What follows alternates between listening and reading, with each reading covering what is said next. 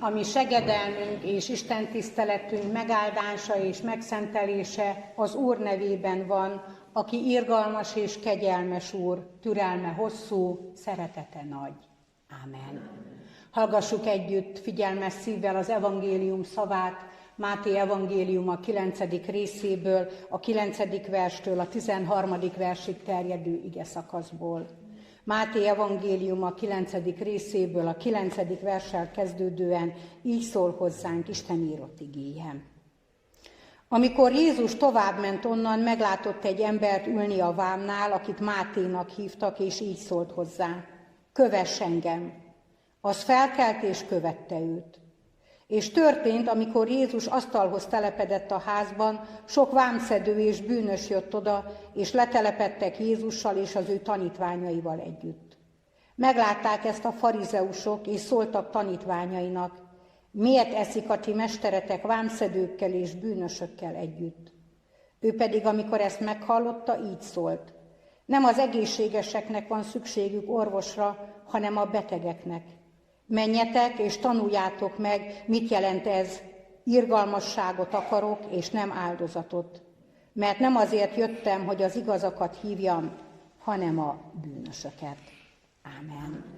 Tegye áldottá Isten az ő igéjét a mi szívünkben, szívünket hozzá felemelve, imádkozzunk helyünket elfoglalva.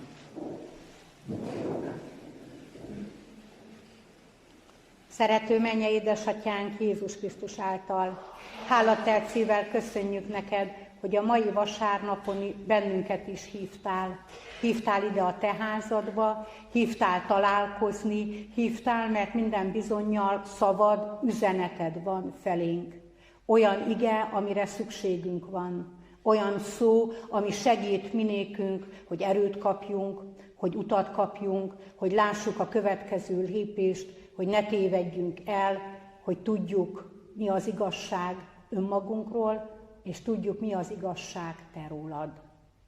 Az igazság az, hogy nagy szükségünk van rád, arra az erőre, amit csak te tudsz megadni nekünk, arra a világosságra, amelyet csak te tudsz gyújtani minékünk a hit által, a kegyelem által, amelyre mindannyiunknak szüksége van. Így add a mai vasárnapot arra, hogy erősödjünk hitünkben, hogy buzgóban cselekedje a kezünk a jót, hogy erőteljesebben induljon a lábunk a te utadon, hogy jobban tudjon figyelni a szemünk, hogy meglássuk, hol, milyen helyen van nekünk feladatunk és küldetésünk, és jobban halljon a fülünk, hogy eljusson hozzánk a te üzeneted. Tedd ezt igazságá a mai napon. Add, hogy szívünkben, gondolatainkba befogadjuk a te szabadat, és add, hogy az elkövetkezendő hétköznapokon legyen számunkra erőforrás a te lényed, a te szavad, és legyen mindennapi kenyerünk az imádsággal való élés. Így légy közöttünk, te tedd igazzá és szenté a mi Isten tiszteletünket. Jézus Krisztusunk nevében kérünk, hallgassd meg a mi imádságunkat. Ámen.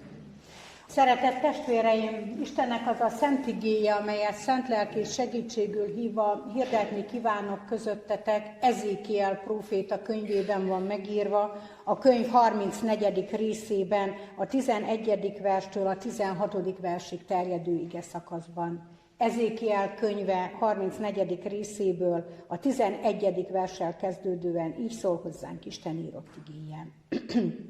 Mert így szól az én Uram az Úr, majd én magam keresem meg juhaimat, és én viselem gondjukat. Ahogyan a pásztor gondját viseli a nyájnak, amikor ott áll a juhai között, amelyek szét voltak szóródva, úgy viselem gondját juhaimnak. Kiszabadítom őket mindenünnen, ahová csak szétszóródtak egy felhős, borús napon. Kivezettem őket a népek közül, és összegyűjtöm az országokból, azután beviszem őket a saját földjükre.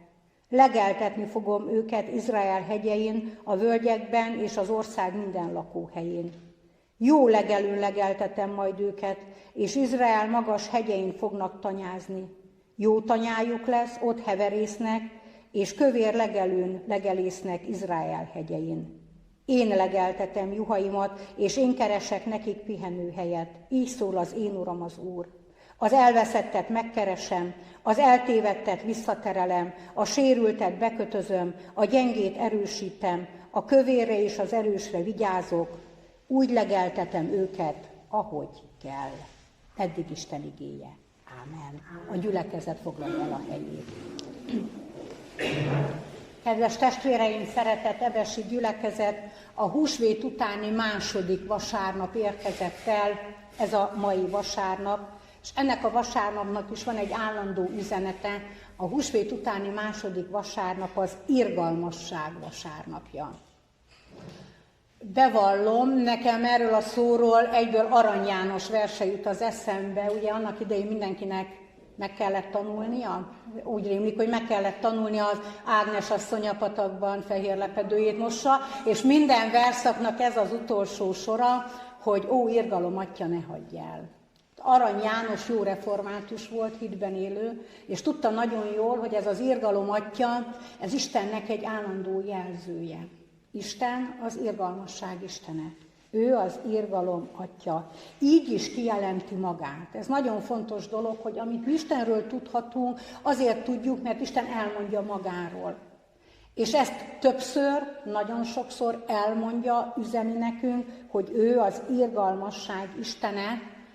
Hallottuk két helyről is, Máté evangéliumából is, Krisztus is bizonyságot tesz emellett, hogy irgalmasságot akarok, és a Ezékiel próféta könyvéből megszólaló ige is az irgalmas, a jó pásztor Istenről szól.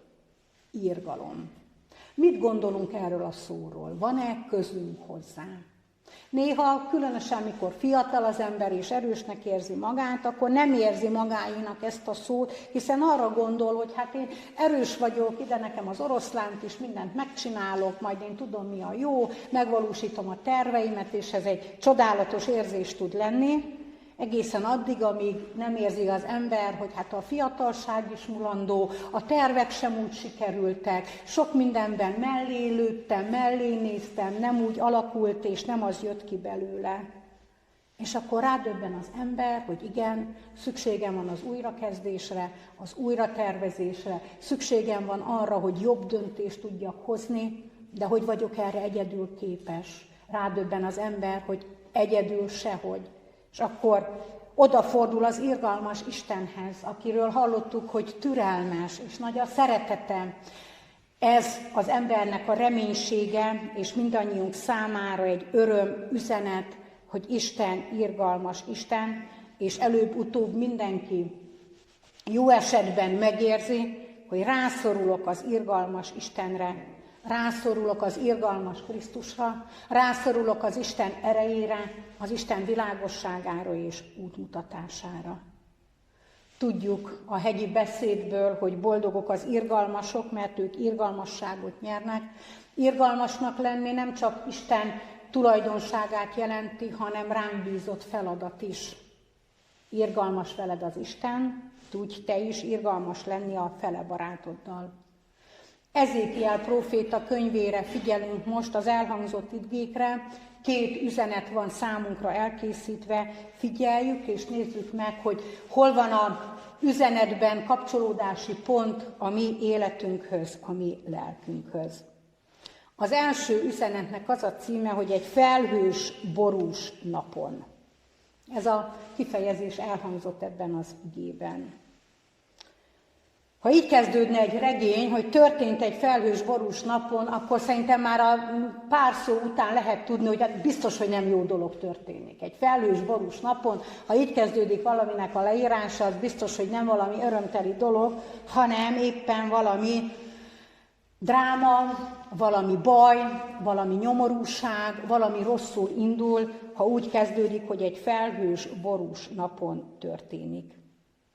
Ezékiel prófétával is egy felhős, borús napon rossz dolog történt. Az évet tudjuk, hogy mikor volt ez a felhős, borús nap, nem tavaly, nem is tavaly előtt, Krisztus előtt 597-ben volt ez a felhős, borús nap, amikor is Babilónia hatalmas királya, Nebukadnetszár felvonult Jeruzsálem ellen, és Jeruzsálem, a Szentváros meghódolt a pogány, nagy pogány király előtt.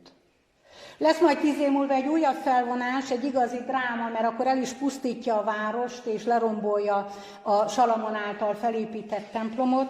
De ez a borús felhős nap 597-ben Krisztus előtt még nem erről a pusztulásról szól, de Ezékiel életét gyökeresen megváltoztatja, mert hogy a népből az előkelők és a papok közül sokakat elvisznek a babiloni fogságba.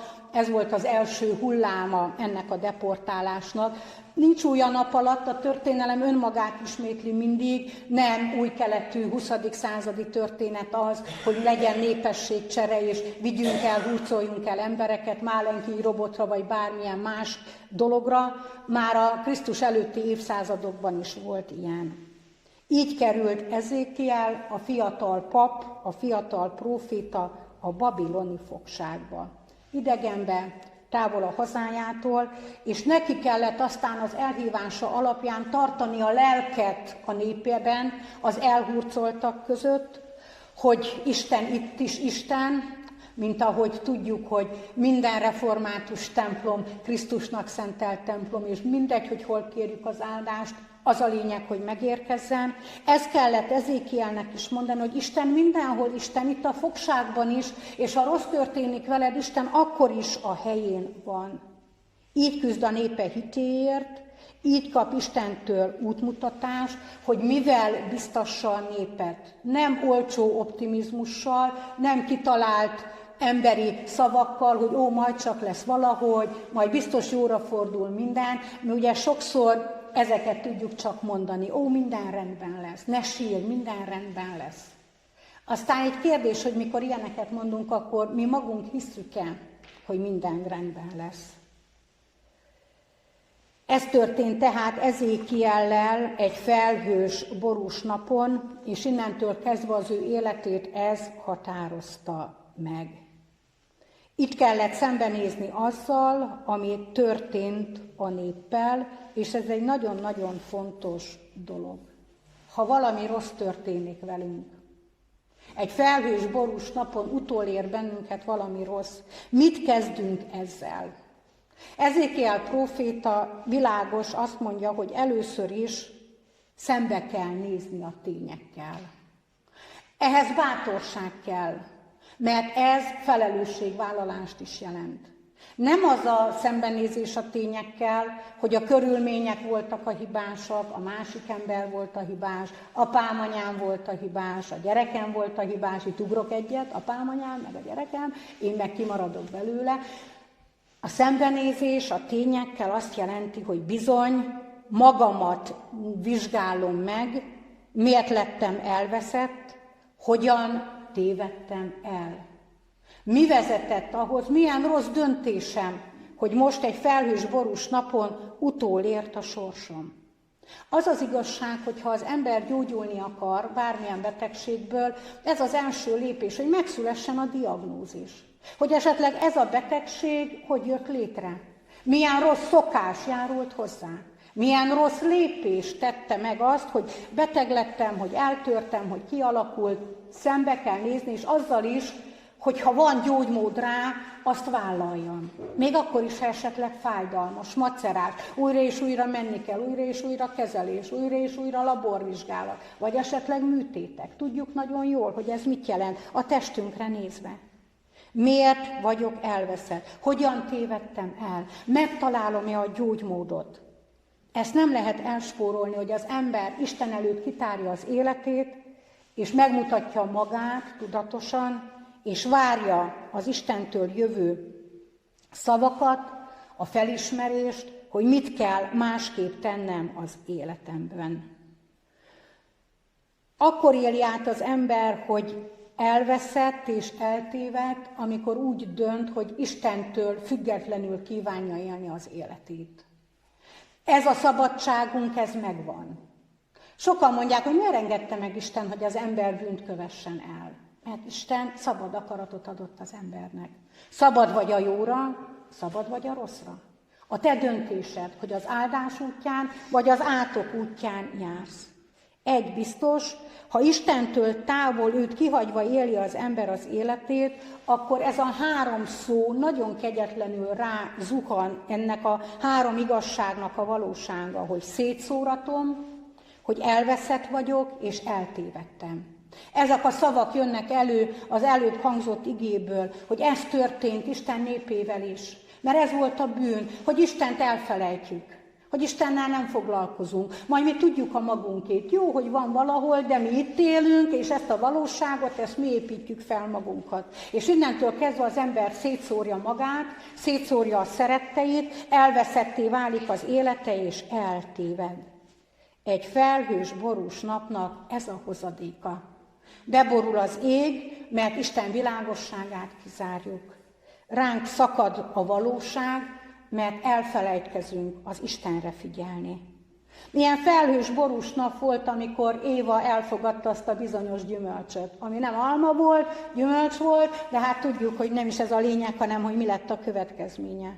Szó szerinti felhős, borús napok voltak Noé idejében, amikor ugye összegyűltek a vizek fent és lent is, és egy új kezdet lett aztán Noé napjai után, de ott is igaz, hogy felhős, borús napok voltak, mert a nép, az emberek elfordultak Istentől, csak egy igaz volt, Noé és családja. És lehet még folytatni a sort az új szövetséggel. Nagypéntek, nem régen hallottuk az igéit a nagypéntek üzenetének, elsötétült az ég, amíg Jézus a kereszten szenvedett. Egy igazi felhős, borús nap volt, mert összegyűltek abban a sötétségben az emberiségnek az összes bűnei, és elhomályosítottak, elsötétítettek mindent. Egy felhős, borús napon. És akkor most oda tehetjük a Éva, Noé, nagyot ugrunk, Jézus Krisztus halálának a napja, és ugorhatunk a saját életünkre, szembenézni magammal, hány felhős, borús nap van már mögöttünk. Hányszor éltük át, hogy hirtelen ránk szakadt a rossz. Mit kezdtünk vele?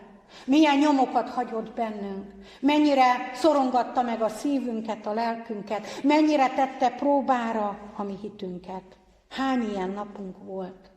És hányszor volt mögötte esetleg rossz döntés, mert hányszor felejtettük el az Istent, hányszor hagytuk ki az életünkből, hányszor voltunk túl büszkék önmagunkra, a teljesítményünkre, hányszor veregettük vállon magunkat, hogy jól van, jól csinálod, és elfelejtettük, hogy mindent Istennek köszönhetünk. Hányszor tudtuk megmagyarázni a saját rossz cselekedeteinket, és hányszor voltunk alkalmasak arra, hogy szembenézzünk magunkkal. Ki tudja. Ugye volt az 4 is, de kiszámolja, amikor a vendégségben valaki túl sokat eszik-iszik. Én se tudom a saját felhős, borús napjaimat megszámlálni. Csak azt tudom, hogy voltak, biztos vannak is, meg biztos lesznek is. De pontosan amiatt, hogy tudom, nem csak az ige miatt, hanem a saját életemből, hogy ezek ott vannak, ezek valóságosak. Tudom, hogy van egy második üzenet is, amit reménység szerint el is tudok mondani a kedves testvéreknek. És ez egy csodálatos üzenet lesz. Azt a kérdést tesszük fel, és kapunk rá választ, hogy mit ad nekünk a jó pásztor. Ezékiel a szétszóratott népét pásztorolja. Idegenben vannak, idegen népek között, és ugye ez egy 70 éves fogság volt, a babiloni fogság, akik az első hullámmal érkeztek, ők ott fognak megöregedni, meghalni, ott születnek gyermekeik, tehát ez egy egész hosszú, mind a mai napig ható esemény volt egy népnek az életében, hiszen az ószövetségi nép szétszórattatása a világban itt kezdődik ezzel a babiloni fogsággal. Itt tartja Ezékiel az ő népében a lelket, és mondja el Istennek az ígéreteit, ami ugye nem olcsó vigasztalás, nem emberi szó, hanem Isten üzen Ezékielnek, és Ezékiel mondja tovább azt a népnek. És nem szól másról ez a vigasztalás, mint arról, hogy Isten a jó pásztor, aki számon tartja az ő népét szétszóratva és a fogságban is, sőt, Isten az, akinél van erő és hatalom arra, hogy összegyűjtse újra azt, ami szétszóratott. Mi már tudjuk, hogy ez a jó pásztor profécia, ez Krisztusban csodálatosan beteljesedett. hogy ő valóban magára is veszi ezt a kifejezést, János evangéliumában olvashatjuk, hogy én vagyok a jó pásztor. De máskor is beszél erről a példázatban, amikor a jó pásztor elmegy, és a 100. elkóborolt báránynak utána megy, hogy megtalálja az elveszettet. És milyen jó ebben megkapaszkodni, mert így nem egy ködös profécia már, hanem Jézus Krisztusban testet ölt a mi számunkra, és valóságossá válik, hogy hogyan, miképpen cselekszik velünk a mi jó pásztorunk. És itt van előttünk egy csodálatos példa az irgalmasság vasárnapján, ahogyan elhívja Lévi Mátét, vámszedő, bűnös, megvetett, vámszedők előtt egy valamire való zsidó köpött egy nagyot, ezzel fejezte ki eléggé látványosan a megvetését, mert hiszen kollaboránsok, hazaárulók, és ezek a szavak az elmúlt hetekben, hónapokban azért keményen röpködtek itt kis hazánkban is. És milyen jó, hogy van nekünk a jó pásztorunk, aki nem kiköp előttünk, mert bűnös vagyok, mert áruló vagyok, vagy bármi bűnöm van, és a felhős borús napjaim helyett azt nézi, hogy irgalmasságra szorulok, mert ezt akarja, hogy enyém legyen az ő irgalma, hogy ne elveszett legyen az életem, hanem megtaláljam az életemet őnála és ő velem. Milyen jó, hogy a mi jó pásztorunk nem a mi jóságunk alapján dönt. Ez nagyon nagy kísértés, hogy az ember így gondolja, hogy majd ha jó leszek, akkor a mennyországba kerülök, és majd Isten szeretni fog. Nem ez a sorrend, hanem az, hogy Isten szeret, meghív az ő országába, adja az ő jóságát, és magam is rácsodálkozom arra, hogy Krisztusba vetett hit által tudom a jót tenni, és tudom a jót cselekedni. Mit tesz értünk ez a jó pásztor? Csak 6 versből állt ez az ige szakasz, amit felolvastam, és félelmetesen jó nagy tárházát adja a jó pásztor szeretetének és cselekvő jóságának. Először is azt hallottuk, hogy megkeres bennünket. Mindannyian átélhetjük ezt, amikor megtérünk, amikor hitre jutunk, rádöbbenünk arra, hogy ez valóban az Isten szeretetéről és irgalmáról szól, hogy megszólított, hogy elhívott, hogy megkeresett engem. Azt hallottuk még, hogy a jó pásztor gondot visel. Gondviselés az egy folyamatos, kitartó cselekedet. Mint ahogy szülőnek lenni is, ahogy szoktam mondani, hogy szülőnek lenni tényleges életfogytiglant jelent, amikor az ember életfogytig, élethosszon át elkötelezett a szeretetben, és nem tud nem foglalkozni a gyermekével. A gondviselés ott van a szülői szívben. Isten tökéletesen jó atya, és az ő gondviselése kiterjed mindenre. Legelteti az ő nyáját. Mégpedig a legjobb legelőkre vezeti el. Isten a boldogságunknak a forrása. Ez egy csodálatos lehetőség.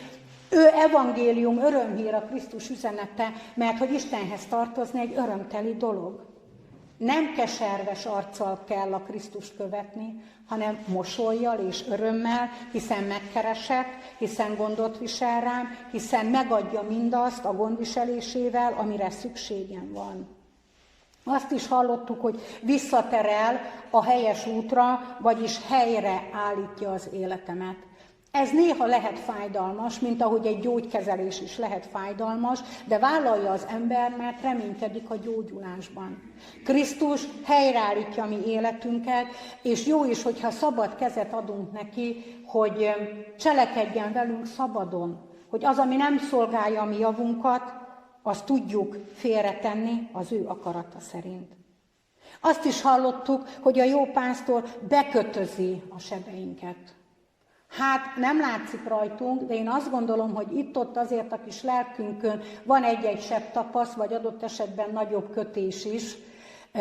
Jó ez, hogy nem látjuk egymáson, ha úgy gondoljuk, megoszthatjuk egymással, de az biztos, és ez jó, hogy Isten előtt ott vannak a sebeink, a régiek is, a frissek is, a jövőbeniek is, és ő azt mondja, hogy én vagyok az, aki bekötözöm ezeket a sebeket. Ugyanakkor erősít bennünket. Jó immunrendszer áld meg bennünket, hogy kibírjunk mindent, kibírjuk a próbáinkat, hogy naponta bátran felvegyük a keresztünket, és vigyük azt. És azt mondja még, hogy vigyázz ránk. Megkeres, gondot visel, legeltet, helyreállít, bekötöz, erősít, vigyázz ránk. Ez 7 dolog. Úgy legeltet, ahogy kell, ahogy a mi javunkat szolgálja. Ebből a 7-ből mire van most leginkább szükséged? Hogy megkeressen, mert még nem érzed biztosnak a kapcsolatodat Istennel? Jobban szeretnéd érezni a gondviselését, mert félsz, aggódsz a jövő miatt? Úgy érzed, hogy az életed nem jó úton halad, rossz irányba állt, akkor a helyreállítás. Vérzik a seb, fáj valami most is, vagy újra és újra felfakad, akkor a bekötözésre van szükséged. Gyengének érzed magad egy döntés meghozatalához, akkor meg fog erősíteni. Arra van szükséged, hogy valaki vigyázzon rád és törődjön veled? A jó pásztornál ez is rendelkezésünkre áll. Én egy kicsit mohó vagyok, mert én mindet érzem, és mindet kérem, és olyan jó így, többször átolvastam ezeket a szavakat a bibliai szakaszból, és úgy megmelengedte a szívemet a üzenet. Mindig mondom a testvéreknek, hogy csak olyat üzenek nektek, ami már hozzám eljutott üzenetként. Hát hozzám szólnak, és én bízom benne, hogy mindannyiunkhoz, és hogy ez valóban jó üzenet, mert ezekre valóban mindannyiunknak szüksége van. Azt kívánom mindannyiunknak, hogy ezt éljük át a héten, hogy úgy vezet bennünket, és úgy legeltet bennünket, a mi pásztorunk, ahogy kell, és legyen a mi szívünkben békesség, öröm és hálaadás, amiatt, hogy Isten népe, Isten elhívott gyermekei lehetünk, az ő hozzátartozói, az ő örökösei, és ez alkalmat és lehetőséget ad nekünk az igaz örvendezésre. Irgalmasság vasárnapján vigyük ezt el, és gyakoroljuk az irgalmasságot minden alkalommal. Így legyen. Ámen. Feleljünk megszólító szavára, Istenünk megszólító szavára imádkozzunk. Köszönjük neked, mennyei atyánk, hogy nem a felhős, borús nap győzött nagypénteken sem, hanem eljött a feltámadás hajnala, megnyílt a sír, és azóta is az a hitünk, az a reménységünk, hogy nekünk élő Krisztusunk van, jó pásztorunk. Nem egy régi legenda, hanem élő hatalom, élő erő, a te jelenléted, a te szereteted, a te irgalmad. És tudjuk, hogy ez mindenre elég. Elég a mindennapok próbáihoz, elég ahhoz, hogy az életet tudjuk választani, elég ahhoz, hogy letegyük a félelmeinket, hogy érezzük, lássuk, begyógyulnak a sebeink. Köszönjük neked, hogy mindezt elkészítetted, hogy mindez a miénk lehet. Add, hogy az elkövetkezendő héten tudjunk ebből meríteni, és a te irgalmasságod kísérjen bennünket, és a mi cselekedeteink is arról szóljanak, hogy mi te hozzád tartozunk.